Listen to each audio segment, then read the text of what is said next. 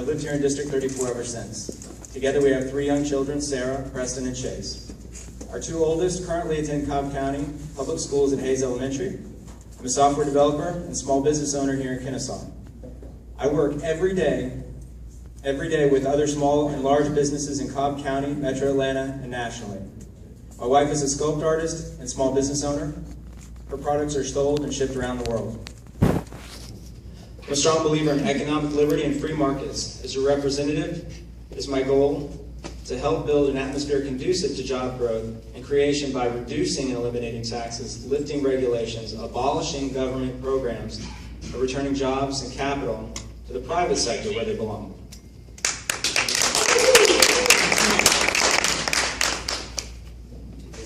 Test 1, 2, 3. Check. Test 1. Hello. 1, 2, 3. Aha. 1, 2, 3. Is that on? Okay, great. Hey everyone, I'm Bert Reeves. I'm running to be the state representative of House District 34, which is most of Kennesaw and a bit of Northwest Marietta. Thank you to the KBA for putting this event on tonight. Thanks everyone for being here. I was born and raised about a half mile down the road. I've spent my entire life in this community. I went to Kennesaw Elementary, Autry Middle School, and North Cobb High School. In fact, I played baseball at Adams Park here. I learned very early that my future was not going to be in sports. But my first job when I was 16 years old, I started working at Chick-fil-A at Town Center Mall. I worked on staff with the youth ministry of North Star Church. I've spent the majority of my legal career as an assistant district attorney in Cobb. My entire life, I've aimed to serve this community and those around me. And now I'm asking for the opportunity to serve and represent us at the state capitol.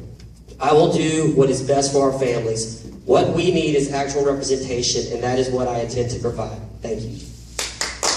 Thank you very much, John. I'd like to start the questions now, and you'll each have 1 minute to answer.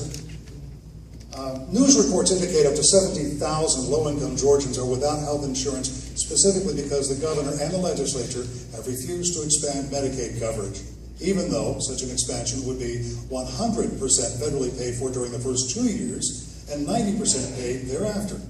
Do you support this decision? And if so, how does that decision benefit the people of the state in the long run, particularly those who don't have insurance as of now? Representative Gregory, please.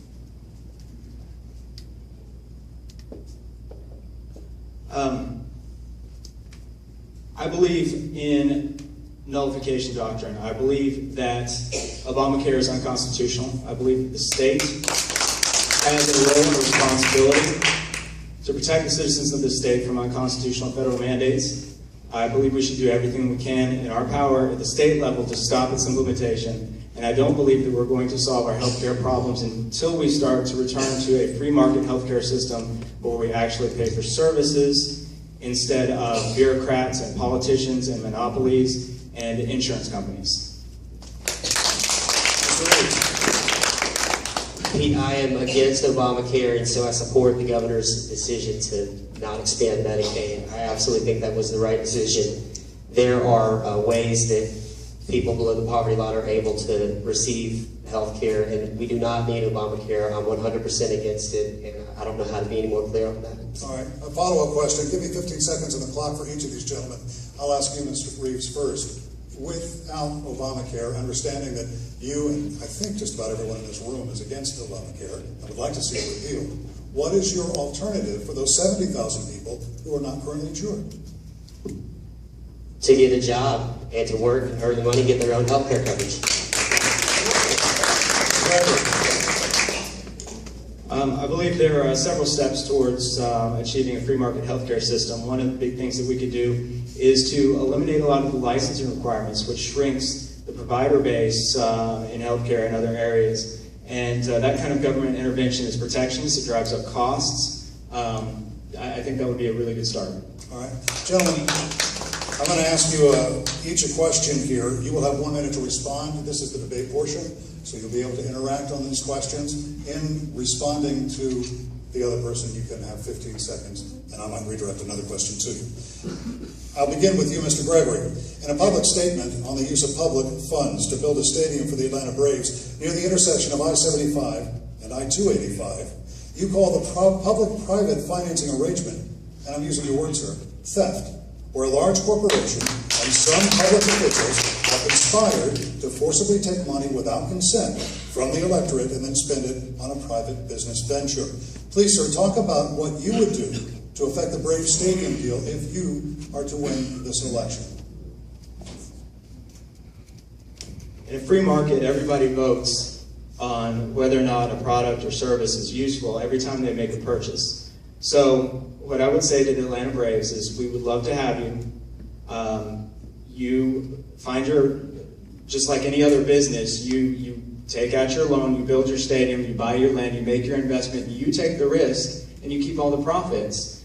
We don't need to be putting or socializing the risk on the backs of taxpayers. It really is legal plunder, corporate welfare, corporatism, whatever you want to call it. The taxpayers don't need to fund private business. I would love to have a water park in my backyard, but the government is not going to give me money to build a water park in my backyard.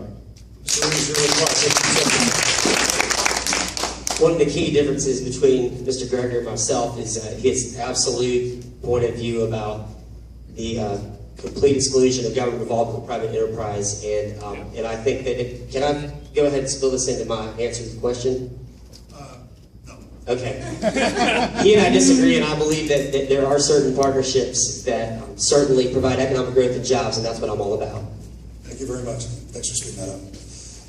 Now, Mr. Reeves, on your website, you say that District 34 is currently, and I'll use your words this time, devoid of leadership.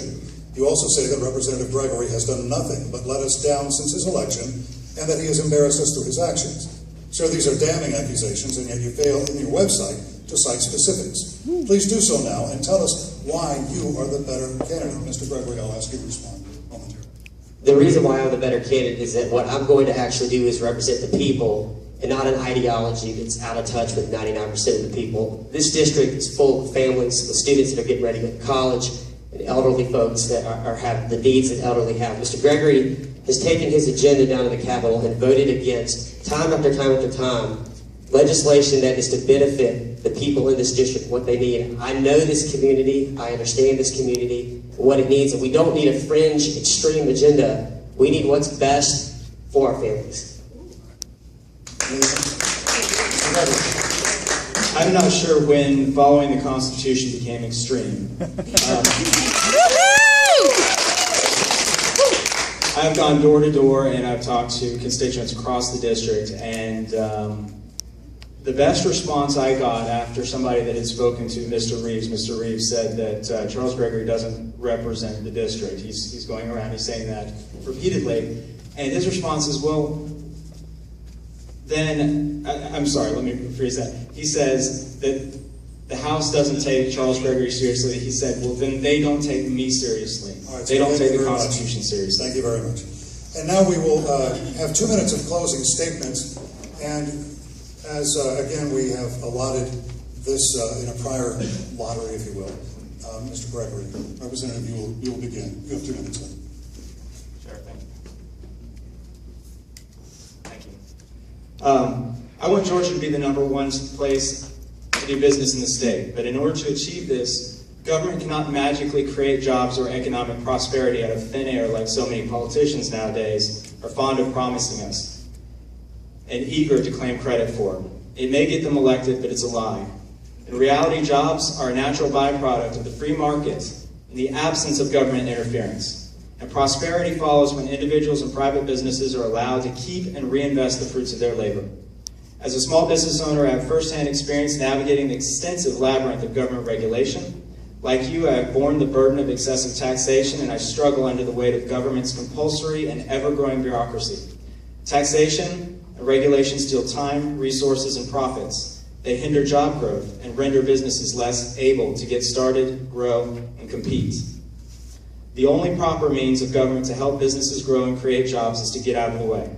Government regulation should be minimal and taxation should be simple, low, and fair. To that end, we should eliminate the state, corporate, and individual income taxes, lower or repeal property taxes, and institute a single, low, flat consumption tax. We should fight to stop Obamacare in the state, and we must continue to protect our state's right to work laws opposing forced unionism. And finally, The state shouldn't be in the business of picking winners and losers. Socialist policies of economic intervention distort the market forces of supply and demand and interfere with the price signals, leading to malinvestment with all sorts of disastrous consequences.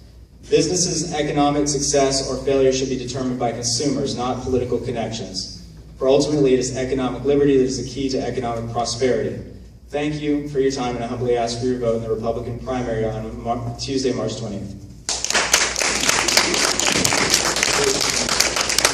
Thank you. It's time for a change in the 34th District. My opponent has had 2 years to be our representative, and he squandered that opportunity by focusing on making enemies at the Capitol instead of actually representing his constituents. He's done nothing for our community except embarrass us. He's been the only legislator in the entire state to vote against critical issues like elder abuse and the Hope Scholarship. The Marietta Daily Journal has called him the most ineffective legislator in Georgia. He's done nothing to grow our economy. Instead of working on economic solutions with his colleagues, he spent his time focused on radical things like Georgia having its own currency. We need a strong leader that's going to work for strong results. I love this community, and I'm passionate about it. When I saw what Charles Gregory was doing as our representative last year, I said, I'm not going to sit around and complain about things. I'm going to get out there and do something about it. He's an absent legislator. He's absent from our community. When have you ever seen him out? When have you seen him in the trenches serving our community? He's not in touch with our community. My track record proves that I am. I have lived and breathed this community my entire life and served on the board of directors of several nonprofits, from the Strand to Reconnecting Families. I've worked tirelessly with the young generation of Cobb County, chairing Cobb Youth Leadership, a countywide leadership program for our high school juniors. I've coached high school mock trial teams. I've served the community civically through our Rotary Club. I've been a prosecutor. I've served as an attorney for many small businesses in this community. I've served the courts as a guardian for the elderly with Alzheimer's and dementia. I've been endorsed by Sheriff Neil Moore, District Attorney Vic Reynolds, and the Marietta Daily Journal.